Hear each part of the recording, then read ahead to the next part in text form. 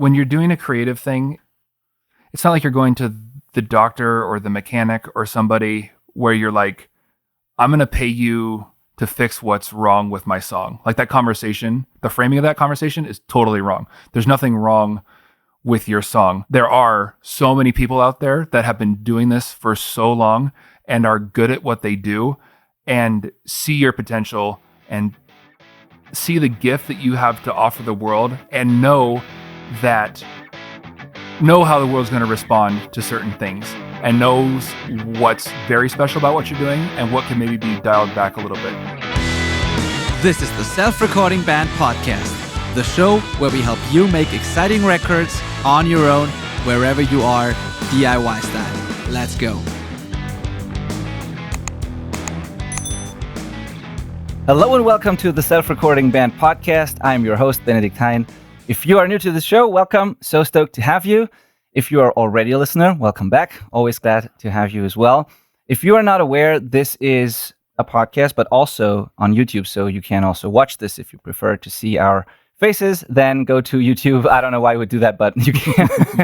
But you can also, if you discover this on YouTube, you can also, if you're on the go, doing the dishes, in the gym, whatever, you can listen on Spotify, Apple Podcasts, all these apps.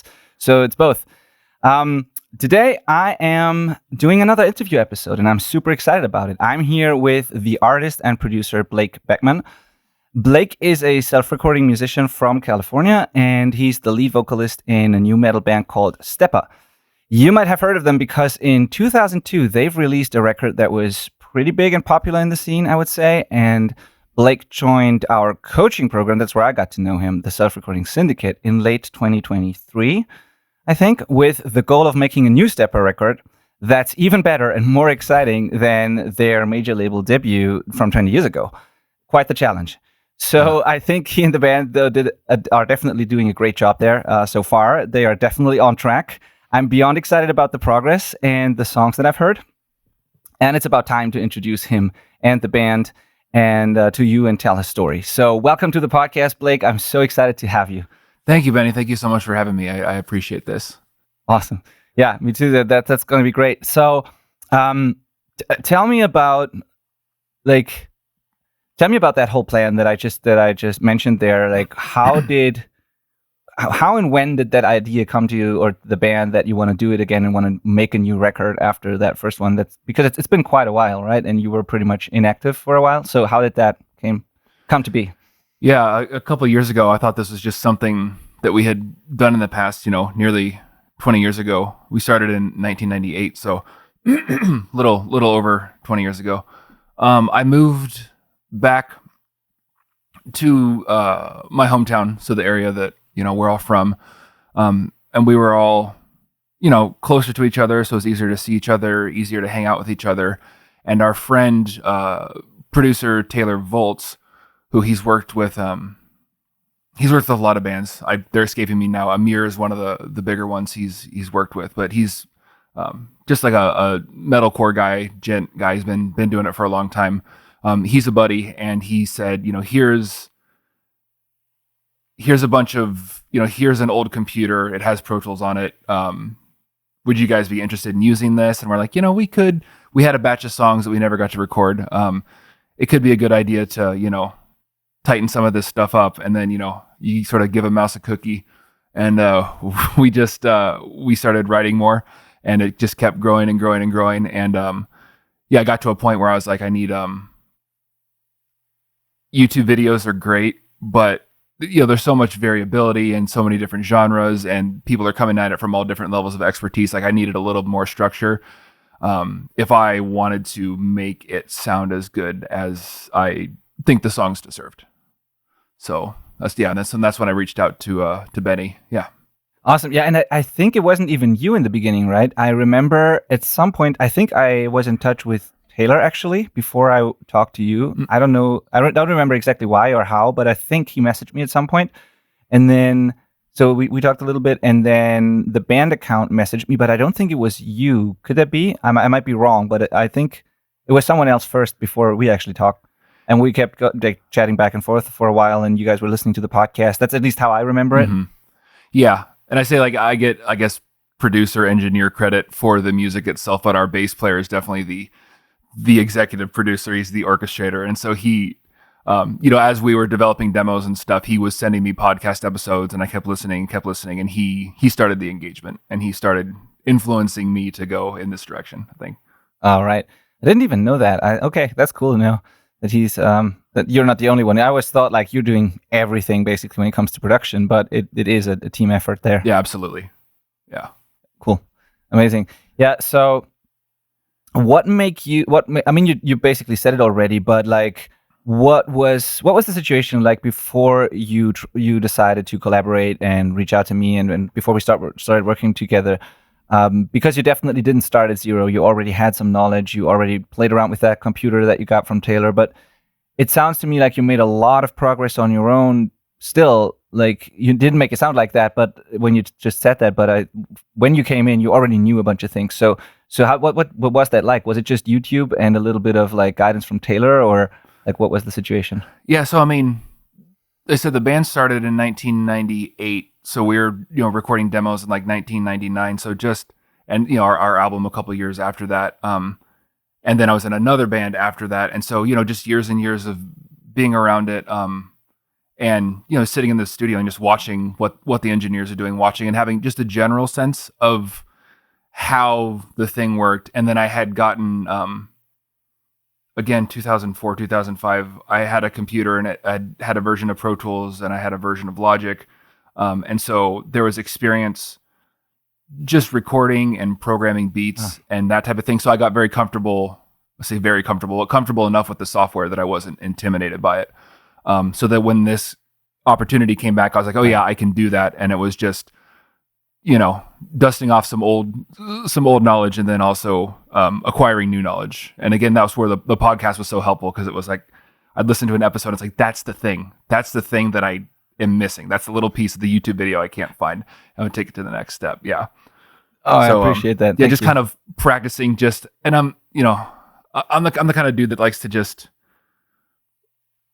jump in and like, I'll figure it out. Like, I'm not going to read the instructions. I'm going to go in and I'm going to figure it out as I go. And so I just did it. Yeah. So that's, where I came in with a sort of varied skill set. Yeah, totally. Yeah. It's interesting you say that, because I think it's funny and also and also cool actually that like how you approach things sometimes, because for example, listeners won't know, but like when you were in our coaching program, I always offered to do one mix included in this program, and then so I mix a song and then I do a mix walkthrough and show the student, the mentee, basically everything I've done in that mix. And then usually people do that pretty early on so that they have kind of a blueprint for the rest of the songs they're working on, and so, or like kind of a reference or whatever you want to call it. And you, to this day, like being almost a year in this program now, you haven't done it yet. You were like, no, I want to do it on my own. I want to just try and figure it out, and I've mentioned it multiple times until I eventually stopped mentioning it, because you just, like you said, you just do it and figure it out. And you did a fantastic job. So that's cool. Yeah. It's coming. We have nine more songs in the next batch. So I'm sure there'll be one or two that I would love some support with. Yeah. Yeah. It's a huge amount of songs. It would have been my next question. So, I said basically you were inactive between the record and now, but that's not quite true, because you've written many, many songs, and I bet this wasn't just last year, so it's been probably in the works for a while. So tell me about that. I was fascinated when I heard how many songs you want to record and how many songs you've written. Mm-hmm. Was that like an ongoing thing for the past 20 years, or when did that happen and all that? Because I really thought it's like you didn't do anything basically with the band up until a year ago. No, it's definitely been active. Semi-active, the songwriting part of it. So after the band broke up, I started a different band. In Stepa, I was more of the guys write the music and you write your vocals, and that's kind of the equal division. And then in the next band I was in, Fermata, I was more of an active writing the music and just more a part of the creative side of things. And so really got a taste for it there. So there was, lots of songs that didn't turn into Fermata songs. And then after, so I did my undergrad in psychology, and then I went to music school for a couple of years, and then I really fell in love with songwriting and with composition. So I studied film composition for about 6-7 months, So really, like the craft of songwriting, and then the art of arrangement and building, these large, lush orchestral arrangements. And so, and then, after that, I played in an acoustic cover band for a few years. And so just, it was always around. And, when you're hearing songs, you're engaged with music, like you just get these creative ideas. And so I have, my iPhone, my voice recorder, just tons and tons of song ideas, and tons of little things, so that when we came back to relook at the Stepa stuff, there's about 13 original songs that we had from 20 years ago. And then I had just this mountain of ideas. So I had like 40-ish ideas, and the guys went through and like, that's cool. And so there's this like sort of democratic picking of the best of stuff that I had just sort of accumulated over time. Oh, cool. Yeah, that's how I thought. But I find the whole composition background really interesting. We talked a lot about that because I really think you are a really good songwriter, and it makes sense that you studied that and dug even deeper into that. And so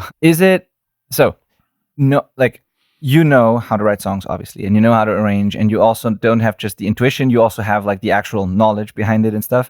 Mm-hmm. So how hard is it for you to let go of an idea, maybe if the band members don't like something? Is that a thing? Because I remember when I was like doing a lot for my band, I had a very hard time accepting other ideas or changes to what I had in mind. Like once I had my vision, I was like, that's the song, that's what what it has to be like.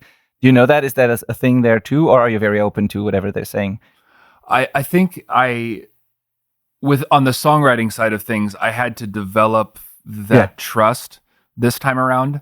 And I think there's always a tension as a singer where you're like, I want to sing and I want to stack harmonies, and I want to, especially as a guy who is into composition arrangement, like I want to do all this stuff.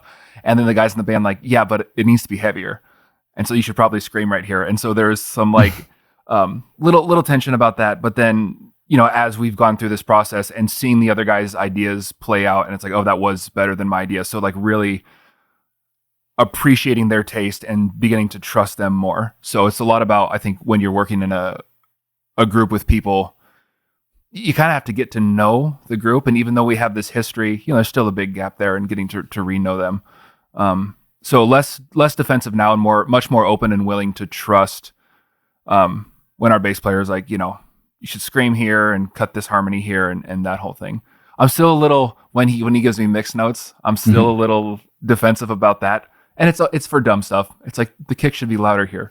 Probably should. It's a heavy song, but yeah. Yeah, I get it. Yeah, I totally get it. But again, so it's a balance of trusting yourself and then trusting the people around you. Totally. Yeah, absolutely. Tell me about your past recording experiences. Because like we mentioned, this record you made back then in 2002, for example, you've been to a big studio, experienced the full deal, all of it, basically the entire process, and that was helpful, I'm sure, for everything you're doing now. But do you remember specifically maybe a few things that really, that really changed the way you think about recording, or that were really helpful or interesting, or any like kind of stories from that? Because not everyone gets to make a record like you have back then. And then that was kind of almost like at the end of this era where there were like big budgets and big studios, and this was just the way to make records. And then after that, it got everything changed a little, as we know. But yeah, tell us about this experience, because not these days, most bands never experience that. Yeah. It was definitely a looking back, like surreal, especially you're saying, to be on the end of that right before streaming happened. And streaming and the internet changed the entire industry in lots of ways. So we got discovered by our manager, and so the way that the record deal came about was one of his mentors was Ted Fields. Ted Fields was one of the co-founders of Interscope Records. And back when, record labels were a thing, Interscope had like Eminem, and they had like all of Death Row Records. They had, they were a huge record label. They still are a huge record label. I think they have like Lady Gaga and, and so our manager worked with us. He tightened up our live act. And then he's like, okay, we're going to play a showcase, and we're going to have Ted Fields come and Tony Ferguson. Tony Ferguson was the A&R guy who discovered No Doubt. And they came to our show and they left and they called us 15 minutes later and we want to get you guys, we want to work out some kind of deal. They were thinking like a production deal because we were still pretty green. And then we had recorded a demo and they gave it to Jimmy Iovine, who was, I guess, the president at the time. He may still be the president of Interscope. And then like 2 weeks later, we went down to Interscope and we were in Jimmy Iovine's office and we were just talking with him about that. So that was sort of like the arc of how this small band just kind of quickly, we played one showcase. Like the thing that you did back then was like your band moves to LA and you play 50 showcases and maybe someone gives you like a small production deal and you just hustle. And we just like had this phenomenally unlikely good fortune in that we just happened to meet these right people at this right moment. We did practice 3 days a week. We were diligent. We weren't, we're putting in the effort, but it was still just, I think, great fortune for a bunch of 17, 18-year-olds. So to get to your question. So, before we recorded the album, we spent about a year because we had a couple songs, but we were, like a high school band with kids that could like play better than our peers. So it was a lot of like funk metal, kind of stonery, spacey stuff. It wasn't really focused. The songwriting piece wasn't a part of it. So then we spent the next year working with our managers. So our one manager, and then we had another guy come in that understood nu metal a bit more and really work with us to like, how do you write a song? Because you're on a commercial label and this is a business and the product is your song and the quality of your song. And so while we were recording that, we were actually recording to tape. We weren't using Pro Tools. So I have a bunch of demos of us recording to analog tape. And it's kind of rough. Yeah. But it was fun. But again, it was a great learning experience because it's like, okay, the drummer has to play the song from start to finish and you can't make any egregious mistakes. And you have to sing the song in key and on time and right. And you can't go back and fix it with the computer. And again, we were just creating demos to show to the label, but still, you couldn't put out a bad demo. So it was a lot of, something that was a very steep learning curve, but a lot of a good learning curve because it just forced us, okay, we say we're professional. Let's see what we're made of. And then, so that was at a smaller studio, I think called Undercity Studios, which is near NRG, which is where we did the album. And then NRG was, it's still a great, I think a well-known studio. And to be sure, I'm not really read in. Yeah, it is. There's plenty of like sample packs that have been made there, and it's a famous, like there's a reverb plugin of those rooms, and like it's a very famous, well-known big recording studio still. Yeah. Mm-hmm. Yeah, and then at the time, the producer that the label chose was Jay Baumgartner, and he had done Alien Ant Farm, Papa Roach, and Drowning Pool, which were all nu metal bands like at the time. And then like Korn had just done their big breakthrough record there. Limp Bizkit had just done their big breakthrough record there, so I'm like 17 just walking into this thing and that's the Korn record and that's this and that's that. So and then it was like, this is real. While you're tracking, there's 10 adults in the room. There's the drum guy, there's the guitar tech, there's 2 engineers, there's a guy that's running to get everybody coffee, that's the aspiring engineer, there's the producer, there's the managers, there's the A&R guy. And so when we started recording the songs, they had us all set up in a room and we were playing to record the drums. Everybody was playing the song. The guitars and bass were DI and the drums were just in the room. And then I was in the vocal booth and working it out. And one of the big songwriting lessons that we learned that I still use was the importance of, and again, this is a major label. This isn't all genres of music. This is a major label in writing heavy songs, but still pop songs. Yeah. Having the drums match up with the vocals and spend a lot of time messing with the drum patterns to match the vocal patterns, and then the bass to match the drums, the guitar to match the bass, and everything, so that it's all serving the melody. That was a big lesson that I took from that experience. and just the professionalism, like the way that we tracked, definitely trying to capture a vibe and being comfortable with going through an entire song instead of piecing it out, was, I think, better for me. Like, because we had rehearsed these songs so much, taking them from start to finish. I think, and just the environment, like having people that like, oh, that's a good hook and that's a good idea, and kind of really starting to have people point that stuff out as I was coming up with it, and then really being able to step back and differentiate, like, oh, I understand why this is catchy. I understand why this isn't. And almost, I think that's where the intuition came from. And there was, there was an air of like, we're babysitting these children.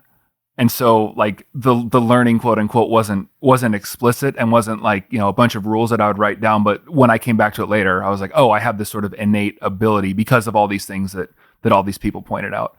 And then the ability to like, starting to write harmonies and starting to think about the composition, starting to think about layering in synthesizers, how to add space, how to take away space, how to make things dry, how to make them tight, how to, just play with all those dynamics. And that's where at NRG, because you have this, just the high quality, high, sounding everything and the budget to do whatever, we just got to play around with that stuff or see that stuff emerge and be there to witness it happen. Yeah. Oh yeah, man, that's so cool. And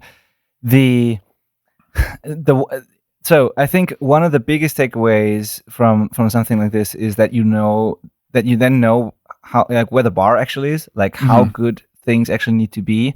And because if you never experienced this and you just do it on your own, you don't have that comparison really. And if you've been going through an experience like that, so many details that you would have totally missed on your own become apparent then, and it can be pretty impressive, like what goes into making a record and how good things need to be, how tight things need to be, and all these things. So I think that is a big lesson, and I think that is something that will serve you for the rest of your life whenever you produce music. And then the other thing that I really liked about what you said was the thing about serving the melody, and with the drum patterns especially. This is something I see a lot in demos that people send me, or in like tracks they sent me to mix, where they don't think about this. And this is totally important to me as well. This is not in every genre, like you said, but it doesn't hurt, at least. And at least if it's wrong, you can tell. And it's so good when it all comes together, and you just, I don't know how to say, but you hear the song, you don't even question the arrangement, the production. It's just the song that you really like. And that is usually when everything like works together like a puzzle and serves the main idea of the song. And when that's not the case, something just doesn't feel right. And then you start wondering what it is. Is it the sound? Is it whatever? Is it just a boring song? But it just doesn't feel the same. And that the drum pattern supporting the melody is something many people never think of, even, like that this is a thing.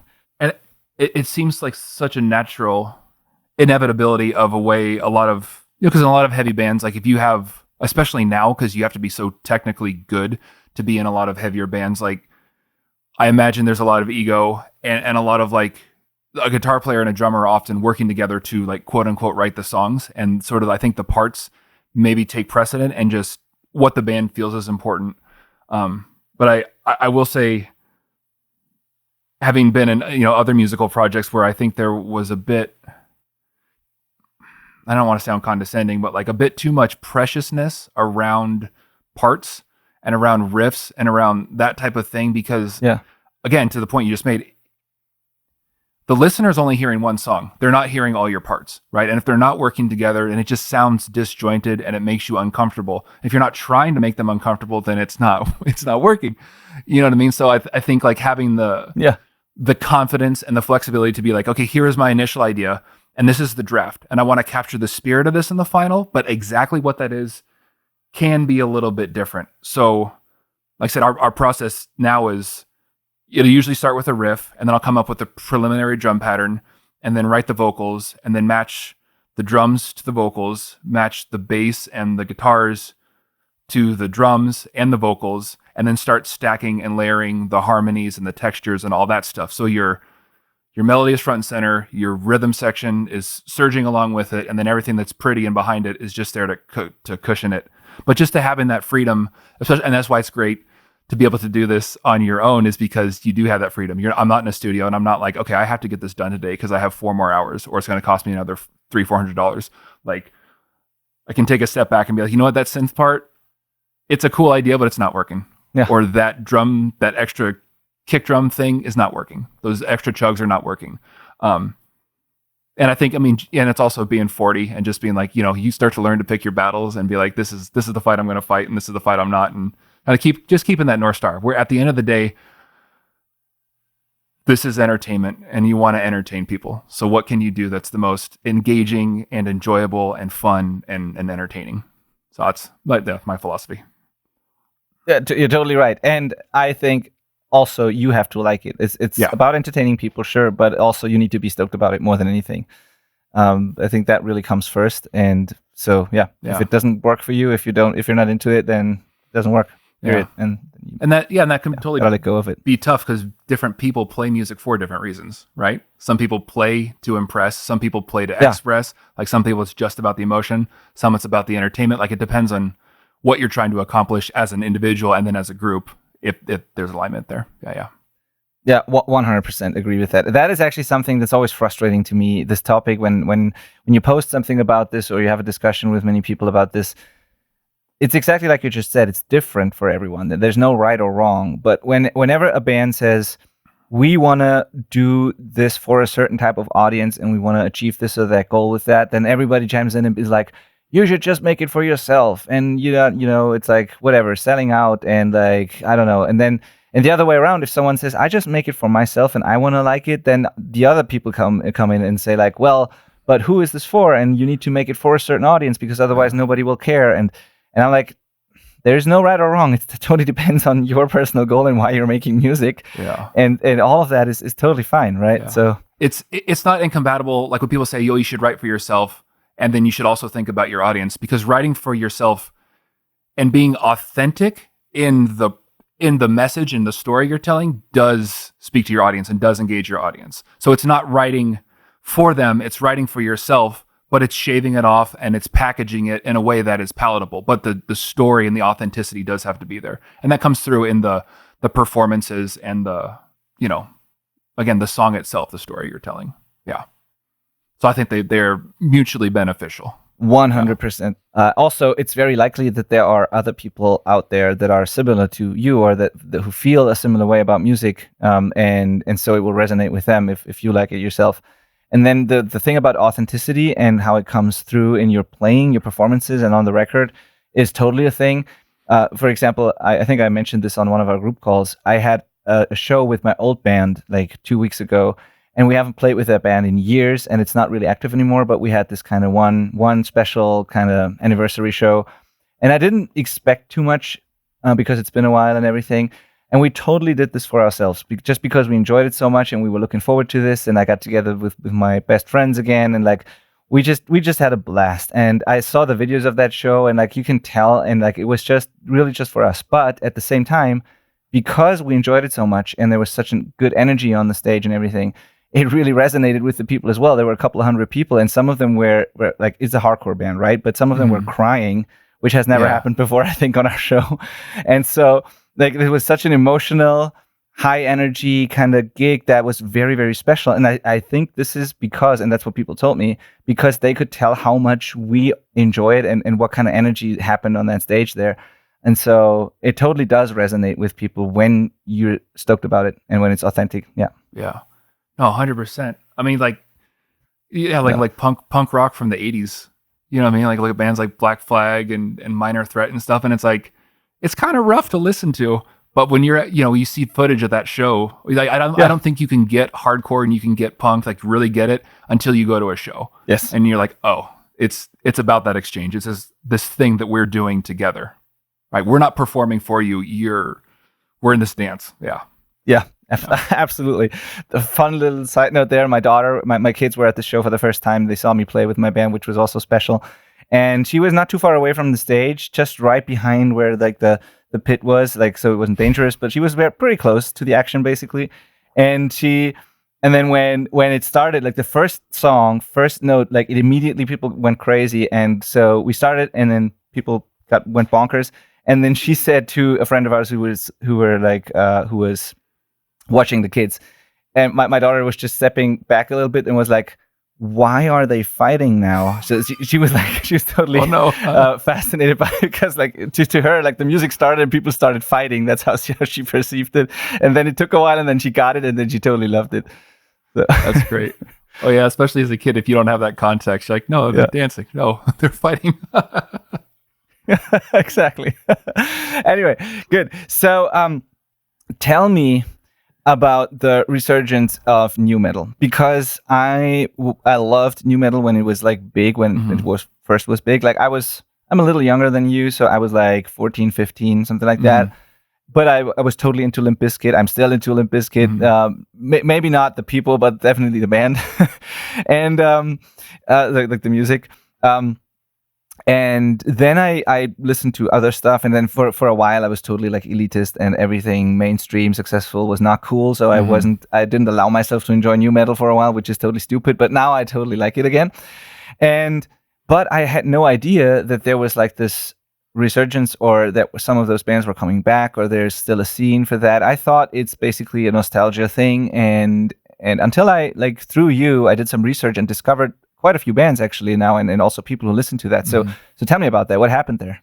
Yeah, it's interesting because I think like a lot of genres of music, it sort of had this arc. Like you had early bands, and like I wouldn't say that like Rage Against the Machine and Pantera are new metal bands, definitely not, but they sort of set the stage for that. So you had these like really aggressive bands that were very popular, and then you had bands like Korn and Limp Bizkit and the Deftones doing this thing, and then it became kind of, well, I mean, not kind of, it became very, very popular. You know, Korn and Limp Bizkit were on MTV all the time, and I think it sort of peaked and fizzled out again because this was a different time, and record companies were like, okay, we can get our hands on this thing, and we can make this a product, and we can, you know, use some of the emotionality of it and the affectations, and produce, you know, sort of kind of self-loathing music where there's a singer in the chorus and there's rapping in the verse,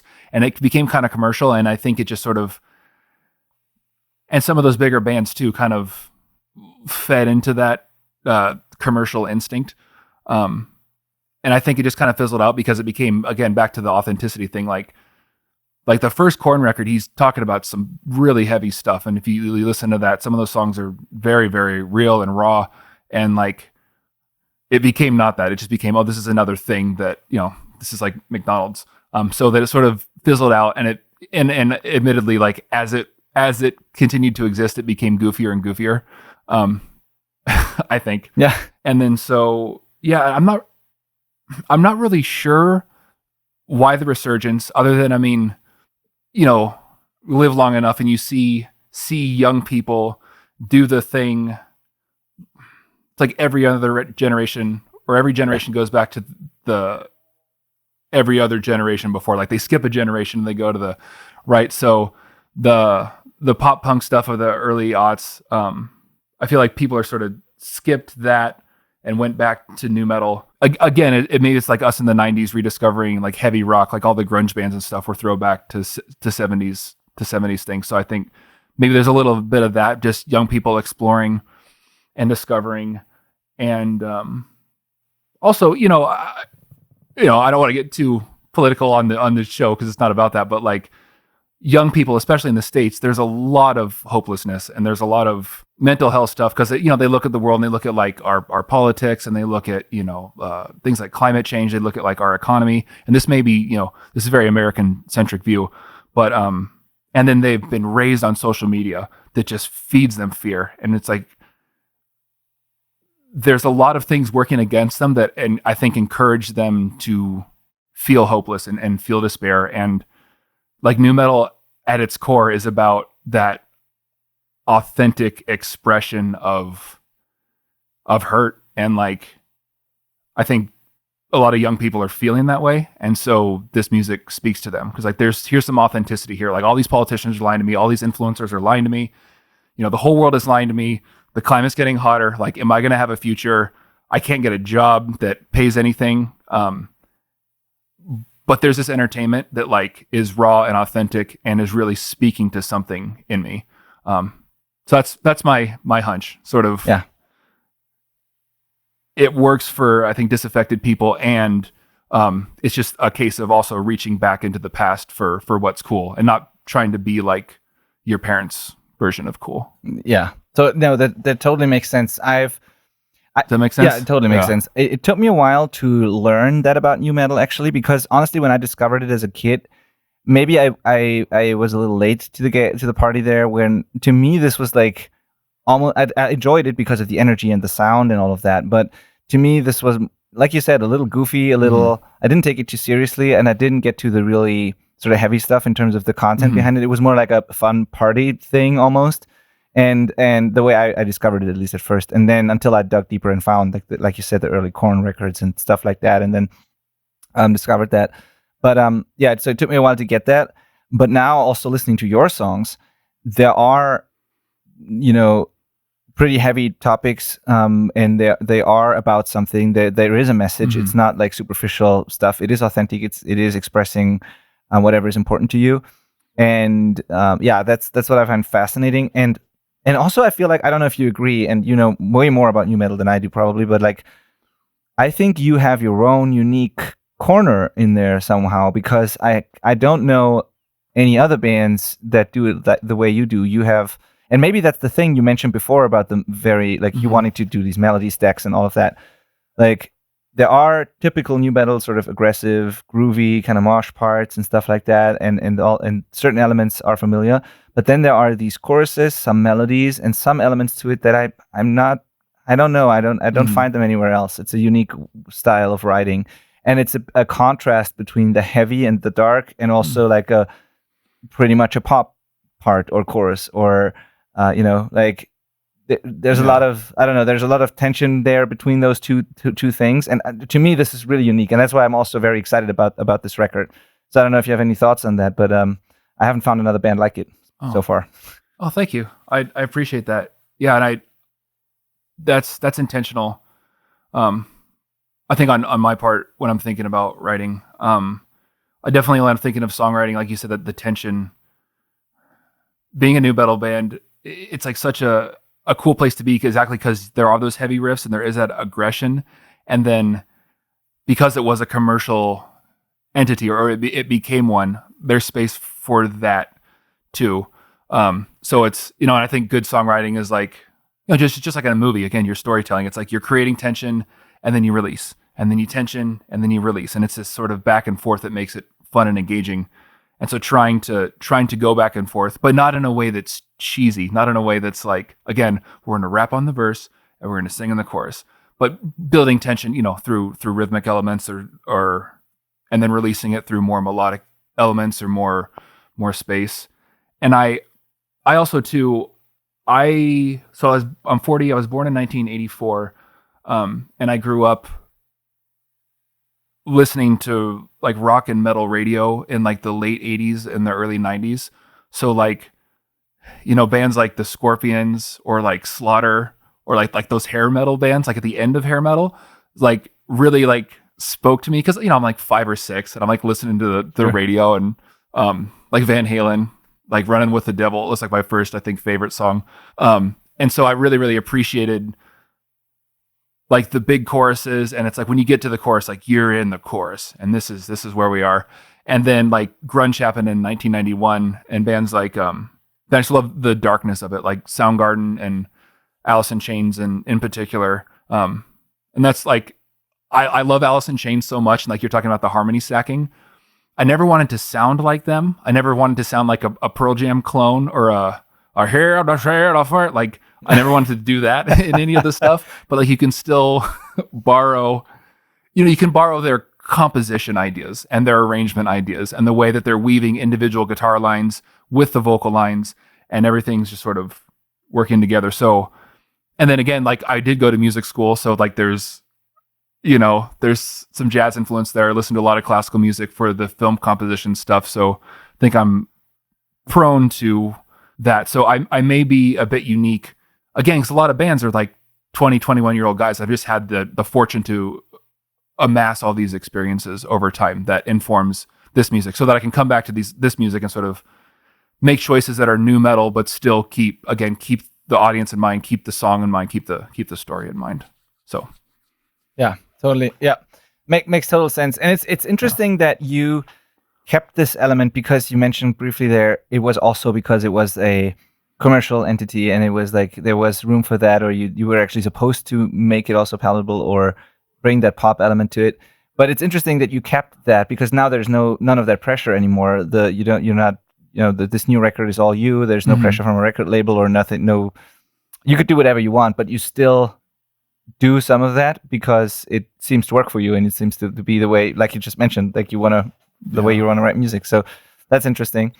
And great. I think it is unique. So I definitely I love, but the thing is, I love heavy music too, and I like what bothers me about a lot of modern heavy music is it's like you listen to a song and it's like it starts off and it's just so chunky and it's so heavy and it's so brutal and you're like, this is so great, and then like after like a song or two you're like, I get it, you know what I mean? So again, that tension release, like it can't just all be tension, it's got to be release.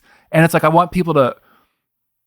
love having that experience of going back and listening to a Soundgarden record that came out in 1991 or 1994 and singing along with those songs. And I want people to be able to have that experience, not just like, oh yeah, those were cool riffs, but like they're thinking about the song as they're going through their day, and they could show up to a show if there were shows, and they could mosh to it. So it's like the power and the fury that you get, the joy that heavy metal fans know, like to keep that, but then also, you know, get an earworm, get something stuck in your head that you go back to over time, and it makes you feel good. Yeah, totally agree. It's interesting also to me when I listen to these songs that the way I know you from working together and everything, you are always, and we also met in person in LA earlier this year, which was very nice. So you're always very like chill, relaxed, positive, smiling. Also, fun fact, you probably don't know that it seems to be that you are my kind of social media fun entertainment guide, because when I go to Instagram and the feed shows me funny, stupid videos, like when I don't do much of that, honestly, but sometimes I'm just killing time as like everybody else. And when I do that and the feed just serves me stupid videos, every single one of them, it's always like, Blake Beckmann likes this, Blake Beckmann likes this. It's always videos that you've seen before that you've already liked, and all of them are always hilarious. So I can really, and that's probably why I keep seeing more of them. But it's like if I see that you liked it, I know that it's probably going to be funny. And so, I'm bringing that up because, yeah, totally. Like that's totally reliable, like 100%. And the thing is, I'm bringing it up because that's how I got to know you. But then also I know there is this other side of you when I listen to these songs. And it's probably, I don't know if the songwriting and the band is your way of expressing that, because all I see and hear from you is always like very positive, smiling, super chill and everything. But then you have heavy, serious, dark topics also in these songs. And I'd love to hear a little bit about that, if that is a way for you to deal with certain things or to express yourself. That I'm always interested in, like whatever drives people to write a certain type of song, because I'm pretty much the same way. I'm pretty like bubbly and like, most of the time, but I definitely need my band to just vent and, I don't know. Yeah. I think this band in particular has always been kind of like a safe spot for that. Like I get too into it, but like my brother passed away when I was 9. It was a car accident, so it was like a traumatic thing. And then I gained a bunch of weight, so I was like a heavy kid. And if anyone who's listening didn't grow up as a heavy kid, like you just get made fun of, and you just get messed with and bullied and that type of thing. And even though I'm big, like, a small kid can kick you and then run away. And, so a lot of that stuff, a lot of like just kind of a rough childhood. And then, after my brother passed, my parents were sort of, they're trying to cope with it. It was, and so when I got in, I think that's maybe why nu metal appealed to me so much, is because it was talking about those things, and it was like really connecting with something that was visceral and personal. And so I always like was writing, and you grow a lot in high school, and I was, writing all these songs when the band first started when I was in high school. And so like trying to figure out who you are. And yeah, I don't know. I just always use it as a place to like vent those vent those things. And, it's like I'm a positive guy and I show up positive because I choose to be, but just like everybody else, like stuff happens. And, I'm fortunate that I have the resources and the social support network to help me deal with those things and to keep me positive. But, the stuff, it still happens. And so it's, it's write what you know about. And then I think too, like, a couple of years ago, I was really dealing with some serious depression, and one of our singles, it's called Wish I Were Dead. And it's sort of this, this discussion of that. And the song kind of got written in like a day, just sort of walking around the house, and the ideas came up, and then I recorded it that evening, and I was really hesitant to put it out because I was like, this is too, like, felt like it could be too suggestive. And then everyone, in the band was like, reminding me the value of, I think, nu metal, and the value of being a songwriter is like, you have this opportunity to share your genuine emotion. And when you do that, you help people that think that they are suffering with something by themselves recognize that they're not suffering alone, right? Like, you automatically create a community for people, and kind of normalize this thing that you're going through. So because this is a nu metal band, there is a deliberate decision that's like, when you're going to write, like, tend to write more about those types of things. Because I also write like acoustic love songs and whatever. But it just felt inappropriate. And again, it's like getting back to the spirit of why we got into this. Like, all of us had kind of, and some of us more so, uneven childhoods and challenges. And so it was a place for us to come and seek refuge. And, thinking about younger people listening to it today, I know that there's a lot that they are looking for refuge from, and just trying to, provide that best we can. Awesome. I love that so much. There's a lot. That's my high-minded way of saying write what you feel and be authentic. Yeah. And it hopefully it'll help somebody. I say hopefully that's what happens. That's my goal. We'll see. Yeah. I love that so much. And there's a lot of similarities actually to punk rock and hardcore, where that I wasn't even, like I said, before I did some research about and listened more to nu metal again. I wasn't aware of that actually, but there are a lot of similarities. It's a lot of what you just said is exactly why we got into that type of music, and how we like express our emotions, and how that's helpful for kids, and how that can, like this can literally like save lives. These kinds of music and scenes, and the community aspect of it, and all that. So this is really important stuff. So yeah, I love everything about this. Very cool. Let's talk about those songs. Actually, the new ones, that record that we're working on right now. So we have. Like, how many have you released so far of these songs? As the time of this recording? I'm not sure when this will be out, but so the next 3 will be out September 13th. And so that'll be 5. Okay, cool. Yeah. So, and 5 from this batch. Yeah. Yeah. And how many is the record going to be, or is it going to be an album even, or has the plan changed? Yeah, we initially had a stack of like 24, and I'm like looking at the amount of, because again, we're being 40, we all have jobs, and several of us have families, and there's other stuff going on that doesn't allow you to spend 24/7 working on an album. So because it's like a weekend thing, just everything takes longer than you think, and because I'm still learning too, there's you hit some of these road bumps. So initially it was going to be 24, because we had 24 songs, and like, we'll just do everything. But about a month and a half ago, we had sat down and we're like, okay, like, what's feasible? What's something that we can stay energized towards? So we're going to do one album with 14 songs. So these 5 songs and then 9 others. I think after these 5, we'll release 2 more singles after we record everything. So the next phase is to just go deep and get the other 9 done. And then, new ideas have been coming up, and we want to stay relevant or stay modern, I think is the right way to put that. And so the other 10 songs we're going to kind of revisit, and then start writing some new stuff again. So a total, that's a long way to say a 14 album song is coming, hopefully in early 2025, a complete album. Yeah. Great. Awesome. Yeah, I love that. And how have your fans, your listeners, how did they react to those new songs? I mean, are they even the same people from like 20 years ago? Is it a totally different audience now? And how did they react to the new stuff? I wouldn't say it's totally different, but it's a lot of different. It's a majority different audience. Yeah.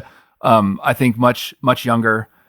I actually, it's interesting. I think we are more popular now than we were back then.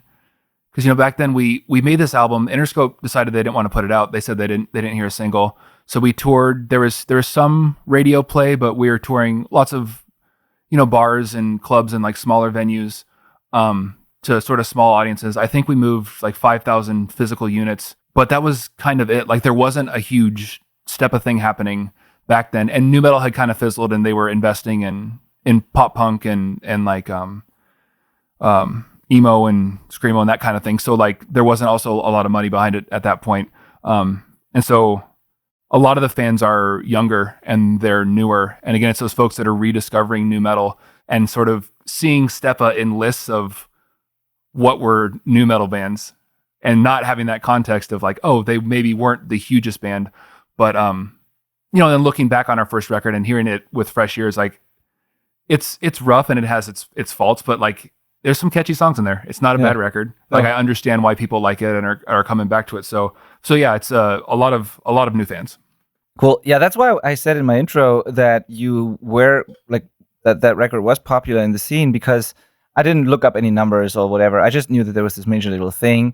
But the reason why I mentioned it was that I saw posts online when we got to know each other, and I did a little research on your band. I saw posts of like you just said, like there's videos out there where people talk about nu metal and mention your band next to all these other bands, and then there's like these rankings or favorite albums or whatever, and so that told me that there is a scene and like a fan base for your band, or that you were kind of popular in that scene, and yeah, interesting that how this can happen sometimes later and after the fact. And now I saw the posts about the new singles. And the comments below where people were so stoked, and some were saying like it's even better than the old stuff, and like that made me really happy too. And that's very cool to see, and I can't wait to see what happens with these songs. Now, when you start, when you started the recording process of this, and when we started collaborating, what made you take the plunge to seek out help and not do it on your own? Like, what was that? You mentioned it briefly in the beginning, but like, where did the decision come from? I love structure, and I felt like given enough years and patience and time, I could have like figured it out. But it was just, I also kind of wanted to capture, like, seize this moment. Like, nu metal is having a resurgence. I wanted to contribute something to the scene, and I didn't want to take another 4 years to figure out how to record through watching YouTube videos. Yeah. And then our bass player Jesse had sent me y'all's podcast, and I was like, okay, well, these guys like know what they're talking about, and I think just to provide that structure and the way you lay out the courses and the course materials, it's so clear and it's so organized and it's like from the ground up, and so it really is. I guess just the structure I needed to do it. And I got that sense from you, talking to you, and seeing the offerings online, and just the way that you talked about it, and you're a very clear communicator. So knowing that, and then being a part of the program, like knowing that I would get feedback, that it would be accurate and that it would be timely and that it would, I think that's what did it for me. And again, like I'm looking to shift my career to producing more and working with more bands, and recognizing that like, I can have the songwriting stuff and I can have the arrangement stuff, but like if I can't make the recording sound good, like that stuff's not going to shine. It's not going to matter. So there was also like, I really, really need to get a thorough understanding of how to do this side of it, how to record it and how to mix it and how to make it sound good. Yeah. Awesome. Thank you so much. Like, I really appreciate you saying that. Like now, roughly 10 months later now, and like 5 songs into this record, actually more, but like 5 released songs into this record. What do things look like now in terms of your skill level? Like, how do you feel about your skills, the quality of the songs you just made, and are there any wins or like breakthroughs worth talking about? I mean, there's like so many when you listen to the demo, like it's just night and day. When you talk, it's the accumulation of a lot of small understandings, like understanding how the software works and understanding like what compression actually does and when to use a compressor and when not to use a compressor. And I think what's been big, especially about this course, is like that focus on the fundamentals, like creating a balanced mix first. Because we just, in the past, you just jump into a mix and you're like, okay, what's the first thing? I'm going to focus on the drums. And then I'm going to focus on the vocal. And then I'm going to focus on this. And it's like, no, it's like get everything kind of working with your raw tones and then start scooping and start shaving and start adding to that. So I think just having a confidence that like, maybe I don't make 100% the correct decision, but I have a process, I have a method that I can go through now where I enter in the situation, I can balance everything out, I can take things piece by piece when I need to, and then I can hear and I can judge when they're working together and when they're not working together. And so again, I think those are the big skills that have emerged, but they're from a lot of little things like understanding how EQ works, understanding how compression works, understanding, panning and reverb and the role that plays and phasing and how to address those things. And they seem simple once you get them, but like you got to know that they're there and that they're the tools that you have available, Yeah. Like cavemen would have loved hammers, but they didn't know that you could have a hammer. They, I love that. Yeah, they would have loved hammers for sure. Yeah. So, to me, when we worked together, I from my perspective, it was always like you were doing things on your own for a while, and you just disappeared for a week or two and just did things. But I always knew you were doing things because you're the type of person who just figures things out, like you said. Mm-hmm. Then you submitted something for feedback, and it got better every single time. And then we always got to a point where, okay, let's talk about this one-on-one real quick in real time. Let me look at the session. Then we did that. That always led to like a bigger breakthrough, like a step up. You figured things out. Then you went back to like monk mode and disappeared again, and then came back for another one-on-one. And it was like this constant progress that was really fascinating to watch. And like you said, it's been small things that ultimately add up. And it's going to be interesting to see how that impacts the record, because I think we're a little slower than what you initially wanted to do because there's just so much to learn and so much and you're also, I mean, it's not easy to make you happy with the result of a mix, like with your own your own work and also the mastering and all that. You have a very clear vision, and I love that. Like you have a very clear vision. You know what you like, what you don't like, and then and I'm very much like that too. But even in some cases, I was like, dude, that's fine. That's approved. That's done. But then you're like, no, actually, there's this tiny detail I need to do, that this needs to be different. And then, okay, fine, let's do this again. Right. And so, but I love that. That's great. So it took a little longer, but that I think it's worth it. And but what that means is, for the record, then this could mean that the songs you'll be doing a couple months from now might sound different and potentially better than the ones you did at the beginning. And so there might be like a progress that's audible throughout those songs, which is going to be interesting. I personally don't mind this, but it's going to impact the record, I think, because we're not batching things. The whole record is happening over like a year or two, and there's going to be a difference, I guess, between the songs. But yeah, it's also cool to watch that, though, to be part of that journey in a way. Yeah, and that's, I don't want to say a challenge, because I don't want to think about it too much, because then I'll go down a rabbit hole thinking about that. Yeah, how do I make these new, better sounding things sound not as good like the first things? Yeah, that'll be interesting to see. And I don't know, maybe we'll deal with that by sort of how we sequence the songs on the record. We're just gonna embrace it and be okay with it. Yeah. Then there's that too. There's just letting go and letting it happen. Yeah, totally. So you kind of mentioned it briefly there. Outside of the band, what are some other projects you'll be working on, or maybe already started working on, or what are your plans in the future? Because you want to work with other bands too. And I said it multiple times during our collaboration. I believe that you definitely can be a good engineer and producer, but you have a skill set that you can bring to the table that goes beyond what most people think engineering is. you can actually help people make better songs. You can help people arrange them better. You can help people play or sing them better. And honestly, that's what most people need these days, because they don't have what you had with your first record. Those experiences, those like teams of professionals guiding them, helping them make better songs. Like most bands these days don't have that. And and also many are just not as good, especially when they're starting out in terms of songwriting and playing, and they definitely need help there. Even more than they need help with the technical stuff, I think. They're just not aware of that. So many people come to me saying they need mixing, and then I listen to the demos, and my first thought is like, mixing is not your biggest problem at the moment. And you have skills that can help bands there, as long as they're open to doing that. So what are your plans, and how are you gonna what's gonna happen there? Because I would love to see more people like you work with bands and make sure that there's more good records out there, basically. Oh, thank you. I appreciate that.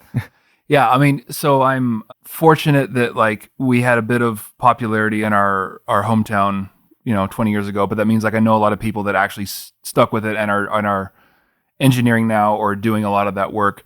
And so I started to tap into some of those networks. Again, like my goal, 15-year goal, I want to own a studio up in the mountains, and I want to this bougie thing people can come and they can visit and do, high dollar records. But in the meantime, I'm working with other artists exactly on that. Right now I've got a couple that I'm working with specifically on songwriting. Like, how do we make this a better hook? How do we make these lyrics tell a better story? Keep the idea that's there, but just guide them, you know what I mean? Because a lot of the frustration I had in that early stage was there was a lot of, that's not good enough and it needs to be better. And well, what should I do? Well, just write something better. And like, that's not guidance. That's not help. You know what I mean? So like being that voice, it's like, okay, well, here are a couple options for how this could be better. Here's something you could think about. Here's something you could try, to still keep the art in the hands of the artist that's creating it, but to provide that guidance.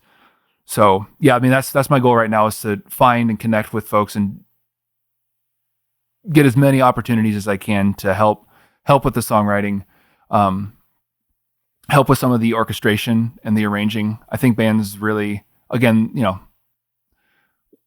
with the software we have now, the sky's the limit on how cool you can make something sound. I think a lot of bands kind of sell themselves short in terms of their orchestration, or they do sort of like generic kind of things that could be a little more intentional and cool. And not everybody, but a lot. So I think that's where my niche is, and where I'd like to head is just, how can I take this awesome artist who's got this awesome song or this voice or this whatever, and help them tell that story in a way that will help it resonate with more people. Cool. I love that. What would you tell a band or a songwriter or an artist who's on the fence of hiring someone like you? Because I know that many people are not really open, especially to the creative kind of input, and they were very precious about their ideas, and demoitis is definitely a thing. And so, and that is true for like all kinds of collaboration. Like, what would you say to someone hesitant to like get help in the first place, hire someone to collaborate with, trying to do it all on their own, which I think is super hard to do? And so what would you say to a band or an artist like that? Like, what are the benefits of reaching out to someone like you to get help with the songs, or hiring a mixer, or hiring a mentor like you did? Like, what are your thoughts on this versus being like the caveman thing in your own dark room? Just spinning their wheels. I would say that when you're doing a creative thing, it's not like you're going to the doctor or the mechanic or somebody where you're like, I'm going to pay you to fix what's wrong with my song. Like, that conversation, the framing of that conversation is totally wrong. There's nothing wrong with your song. There are so many people out there that have been doing this for so long and are good at what they do, and see your potential and see the gift that you have to offer the world, and know how the world's going to respond to certain things, and knows what's very special about what you're doing and what can maybe be dialed back a little bit, right? So I would say, the goals of the mixing engineer, the goals of the producer are all the same, is to make your songs as good as they can be. And that's informed by their wisdom. It's informed by their, by their experience and their skill set. And I know it's hard to say that to a younger person, because a lot of being young is differentiating yourself and falling in love with a lot of some of your first ideas, right? And your first love hits the hardest, right? That's the whole thing. Again, it's what as what I said a minute ago, sort of letting go of that a little bit. You got to let go of it just a little bit, because if you trust the people around you and if they have good intentions, we're humans. We need community. That's what this is all about. Is creating a community that's helping each other. And I think that those people that are out there are wonderful resources to help you reach your own goals. Wow. That was my favorite part so far. What you said in the beginning, especially about finding what's unique about the artists, and then everything you said there, and that there's nothing wrong with their music. That's such an important message and people definitely need to hear that. Yeah. So I don't want to comment on it anymore. It's like the way it was perfect. A caveat to that is there are, you got to judge that too, because there are people that see you and they're like, oh, you're a face, I could make money off of you. And that does happen. It's less common now because there aren't major labels, anymore. And so, and they don't have your best interests in heart. And it, again, like you kind of got to learn who's on your side and who's not on your side. Yeah. And that comes a bit through experience. But if you find someone that is and does care and is putting in the extra effort to make it better, like at least listen to them, Yeah. Do you feel like your psychology background is helping there as well? Just in the way you understand people or communicate with people, know where they're coming from, that kind of thing. Is that at all connected? Oh yeah. Yeah. It's like this integral part of just who I am now. And I didn't get training to be a therapist. So there's psychological training, like a general principles of human behavior and how humans think and that whole thing. But then I've gotten taken a couple coaching courses too. So it's like turning that stuff into actionable things. And again, if, working with someone like me, I think that's something I bring to the table too, is again, it's we're never going to have that conversation of what you're doing is not good and it's not working and it needs to be better. We're going to have a conversation of this is so close and you're doing such a great job and this is so important and here's how we can bring it to its potential, right? Or we can leave it alone because at the end of the day, this is your song. You know what I mean? So yeah, short answer, yes. The psychology training has probably definitely helped. Yeah. I love that. Yeah. I'm in that, in that kind of regard, I don't have that background, but I do my best to at least be positive and encouraging in the coaching as well and try to do that because it's the same thing when people come to me with problems in their mixes or their recordings or whatever. It's always this balance. I want to be honest and direct and I want to tell them what I think should be improved, but then again, I don't want to tell them that it's wrong because it's not. It's music, it's art. Like there is no right or wrong, and I also don't want to be discouraging or anything. And so it's a fine line. It's a balancing act for me, oftentimes to give people the necessary kick in the butt and the honest feedback. Just to be direct and honest and tell them what I think, but then also being encouraging, motivating, because I know how much work it is, how much effort it is, how much people sometimes are struggling. There's so much to learn, and if it's not fun anymore, and you're just constantly, if they perceive it as like nagging or just another task that they have to do, and like they're ultimately just gonna give up, and it's not fun anymore. And so, there's this balance. Yeah, it's tough. I think a superpower that I've recognized is you can validate someone's experience of something, like you just did, like you validate their experience of being frustrated, their experience of the struggle that it is, the experience of putting in all the hard work, the experience of having all these little failures over and over again. And that sucks. And that does suck. And it can be better too. And we can get there. Yeah. Right. But it's that validation, because the validation is like, okay, now I'm seen. I belong to the community again. I'm not ostracized, because our societies are built on, our education systems are built on punishment. You're a good student, you're a bad student, and I'm going to yell at you or I'm going to give you cookies, right? This is not that, right? And so, but we bring that orientation when we work with teachers, right? We expect them to be mad at us for things. Yeah. And you see adults do it all the time too, And so just really, just, like you do is validating, letting them know that you understand how they feel and that, we still have some work to do, and that's okay. And that sucks. And that's going to take time, and you don't want to spend that time. And I get that. And you want it to be good too. Yeah. Okay. And so here's what we can do to make it better. Yeah, absolutely. That's what I'm trying to do. Yeah, I love that so much, man. And I really think it is. I really think people should reach out to you if that sounds interesting to you. If you're listening to this right now and you are close to, LA or where Blake lives, or I don't know if you do remotely as well. Just like reach out to Blake, and like, how can people find you, contact you, and actually, start working with you if they want to do that? As a producer, as like whatever you bring to the table. I don't even know what to call this, but it's just this, all those skills that you have that we just talked about. It can really help you make a better record. So you probably need to talk to the artist and figure out what they actually need. But how can they find you? How can they contact you? And how does it all start? Yeah, probably the easiest way is on Instagram, and it's Blake Beckmann _67. That would be the best way to go about it. I'm on there a lot. Yeah, so you are.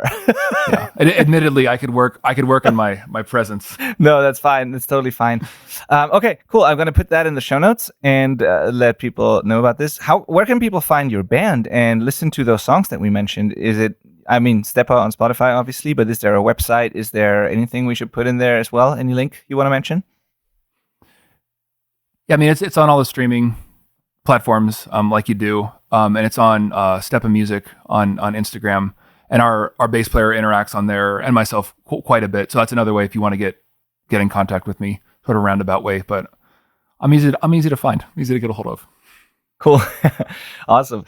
Yeah, do that, people. Links are going to be in the show notes. If you go to the selfrecordingband.com/podcast, you'll find all the episodes, and if you click on it, there's for every episode there's a blog post with all the info, all the show notes, all the links. Also, if you're watching this on YouTube, there's going to be a description with the links in there, and some podcast apps have that as well. But the website is the spot where you definitely find everything. Now, Blake, we can't end this conversation though without at least talking about gear a little bit. I'm not usually I don't like the gear talk too much because it doesn't matter as much, but I want people to know what we're actually working with here, because we are trying to make a record that is as exciting, as good, or even better than one that has been made in a very good studio with a big budget and all that. And so I just want people to know that we're trying to do this from a very normal home studio without any super fancy stuff. So can you just walk people through what you actually have there and how you produced and mixed these songs that they can hear if they go to Spotify? Sure. So my computer, I'm using a Mac Studio. I think it's a 2002. It was refurbished, which cuts the price in half. I think I have 64 gigs of RAM. You mean 2022? Yeah, what did I say, 2002? No, 2022. Yeah. Definitely. Wouldn't buy something from 02. Not advised. Yeah. It's got 64 gigs of RAM, again, because I don't like dealing with the latency. I want it to work quickly. I'm using Logic Pro as my DAW. I have, in terms of software, I have a subscription to Plugin Alliance and some of the Waves and some of the onboard stuff in Logic. I think that's the majority of it. In terms of processing, for mixing, for the drums, I'm using Room Sound drums. I'm using Kurt Ballou Volume 2 is the kit that I'm using, and Jay Moss, his kit a little bit too. Let's see what else. The guitars, we're using the Neuro DSP plugins. I'm using the Omega and using the Gojira one for them. I think all of it at this point. For the bass, we're using the, you guys did an episode on it. The Dark Glass. Yep. Yeah. So using that for the bass. That's bass, drums, vocals. I have a blue Dragonfly mic that I'm recording a lot of the soft vocals in, a lot of the screaming stuff. I'm using either this, or I'm using just a handheld Shure Beta 58. I find, because so much experience touring in bands and stuff, like when you're getting that aggressive stuff, just to have that feel of I'm on stage and I'm going all in, it helps with that. Can also get a little bit of cupping going on, which you gotta keep an eye on. But yeah, my interface is the Scarlett. It's a Focusrite Scarlett 24. My monitors are the Rocket 8s. I think you can see them there. See my bed, my home studio. And guidance from Benny. That's pretty much it. I mean, it's not, it's not free, but I think this entire thing, maybe $4,000 or $5,000 investment, maybe probably 6 or 7 when all is said and done. But now I can record whatever I want, and it can sound as good as I want it to sound. And there's an argument to be made for recording real drums, and there's definitely that's not in the budget. But the room sound drums are just so phenomenally good, and there's so much flexibility, and you can really, if you get your editing and your programming chops up, you can make them sound as good as you want. And there's there's something about miking a real guitar cab, and I would agree with all that. But if you don't have that budget, this is a great way to do it. And just being patient and having a good mix engineer, you can kind of do a lot in the box now, and it's pretty phenomenal. It kind of democratizes music making away from big studio budgets. So the only people that get to make good sounding stuff, like everybody can make good sounding stuff now. So then the quality of your songs needs to be good enough to cut through the quality of the good sounding recordings. That's exactly why I wanted you to say that, because of what you said there last. Like, the gear is not what makes the record great. Everybody has access to some version of that, and you can go even cheaper than what you have there. But like the song really is the most important thing. The song comes first, the performance, all that, and the bar in general is so high these days. There's, like you said, there's no such thing as like a really crappy demo anymore. Like even demos sound decent, like reasonably good for many bands. Yeah. And so if you want to really stand pre-production out, is pre-production is almost like a rough draft of your final version. Yeah. Yeah, totally. So if you want to stand out, you need good songs more than ever. You need to be good at your instruments, a good singer, vocalist, songwriter, good arrangements. All that is more important than ever. And then also with the engineering and mixing, the bar is just higher, and you need to be really intentional with these things. And in order to close that gap to like the really professional stuff, it's very hard to do that on your own. So you need people like Blake to help you with songwriting, production, engineering, mixing, like all of that. Or you can hire like a mentor like myself, like Blake did, to learn that stuff, or to learn how to do it on your own. But you definitely, you're going to have a hard time figuring all of that out on your own. And like we say it all the time, it's almost always a collaboration of some sort. Like nobody ever has made a really good record completely on their own. Even all the famous DIY records are not completely DIY if you really look at it, if you really do the research. Anyway, you need good songs, and you don't need to invest a lot of money in gear that doesn't really make a difference. That's why I wanted to say this, because a lot of people spend so much money on different preamps and and like all these things that seem to be the thing that's missing, and it's like it's cool to have that, and you want to have it in your rack or whatever, but it doesn't make a difference. And if you invest in yourself instead, in your skills, or hire a skilled person to help you with that, the difference is going to be much, much bigger. And so that's why I wanted to bring that up. And it's not that you have crappy gear there. You have made very intentional decisions. You have great guitar plugins. You have great virtual drums. You have great microphones. You have a good computer. Like, you have the essentials. These are like very intentional decisions that you have good stuff where it matters. But then also you're just recording into a standard like Scarlett, the interface that most home recording people on this planet have, and it works. Yeah. And if you listen to these songs, I hope you'll agree that they sound really, really good. And it's that's my comment on all of this. Yeah. The songs are just so important, and the skills. When we made the record, at the end of the day, I think it ended up costing about $600,000-$700,000, like to be in that nice studio and to have the year of pre-production and all that stuff. And for this to be $6,000 or $7,000 and it to sound, there are some differences, like the drums sound very, very good on that record. But it's comparable. It's neck and neck. That record's not bearing this one by any stretch, Nope. Yeah. So very, exactly. very but you need to have people that know what they're doing use the tools. Yeah. Very, very happy to hear that, man. Yeah, that was like when you first came into the program, I was like, okay, like that's a challenge, but challenge accepted, because I know what's doable. I've done it before with people, and I also knew that I trusted that you have the skills to do it, because that's the other thing. If someone comes to me with that goal and I know there's like he or she has no chance of accomplishing that, I wouldn't do it. But in your case, I was like, yeah, from like sending these messages back and forth, talking to Tyler, to listening to your stuff, I was like, yeah, that we can do that. We can pull that off. And also trusting that you would be someone who wants to learn, who can put in the effort, who will stick around and do it a couple of months in and not quit immediately. Those were things that were really important. And fortunately, this worked out. And now you can develop these skills even further and then offer them to other people as well, which makes me even more happy. So that's really, really, really cool. Yeah. Cool. And I want to publicly thank you for this service and for the podcast and what you're doing. And it's such a unique offering. There's lots of audio podcasts, but to have it, connected to this program and to just create this opportunity, like again, when we're talking about dollars spent, like you look at how much knowledge you're getting, or I'm getting at least from this program and the resources that are there, like it's unbelievably worth it if you want to do this for real and you want to be serious about it and you want your stuff to sound awesome.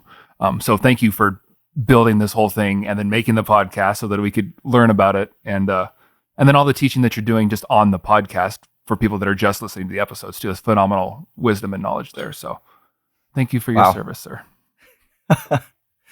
Thank you, man. Thank you. Really. Thank you. Appreciate it. It's been a blast working with you. I had so much fun on this episode as well. And again, people, if you want to get in touch with Blake, learn how you can collaborate, learn how he can help you make better songs, go to the show notes. If you're interested in joining the Self-Recording Syndicate, this program, also go to the selfrecordingband.com, and the info is all there. You can fill out a quick application form, and then we can jump on a call. I'm sure Blake does the same thing. Basically, we just talk to people before we work together because we need to make sure it's a great fit. Everyone does it differently, but I think you also want to know what people are about, what the music is about, and how you can help them. So just get in touch, have a conversation with us. There's no risk, no strings attached. We will be, honest and figure out if we can help you. And so do that, please. And I am very excited for what's to come with Stepa, for all the projects you're going to be working on personally. Yeah. And I want to thank you again for coming to the show, for coming to the podcast, and also for putting in the effort, for putting in the work, for applying actually what we're working on together, what I'm teaching, because that also not everybody does that. So thank you. I'm very excited about this collaboration. And I'm also thankful that you took the time to jump on the podcast today with me and do this. Thanks. Absolutely. Yeah, I'm grateful all around. Thank you for bringing this dream of ours to life. Wow. Thank you. Cool. All right. And thank you for listening and watching, by the way. Hope this was valuable. Hope this was fun. Talk to you next time. If you have any questions for Blake, also you can always ask us, and then I'll forward those questions to Blake, or you can reach out directly to him, of course. Talk to you next week. Thank you for listening. Thank you for taking the time, Blake, and bye-bye, y'all. Take care.